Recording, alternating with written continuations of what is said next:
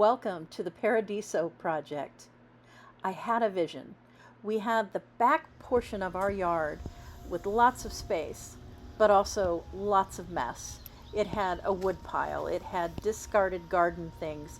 It just was underutilized, but it's a nice big area with shade trees and plenty of potential. We're going to add a potting area. We're going to add a shed for storage, lots of planters and beautiful plants, and an area for relaxing and just enjoying the garden. But it starts with hedges and bushes that will hide this area from the main part of our garden. Come along with us on this journey.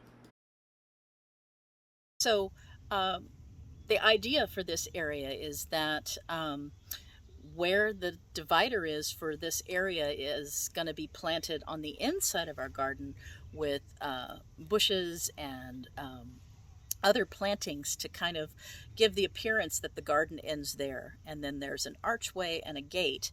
And when you come through that gate, inside here will be the potting area and some other just, table and chairs and just an area to relax and, enjoy the yard. So what we're working on today again is planting some of those bushes that are gonna give that masking from the other side of the garden and still be beautiful from this side. And so let's go check in with Mark. He's planting the potato bushes, and let's see how it's going.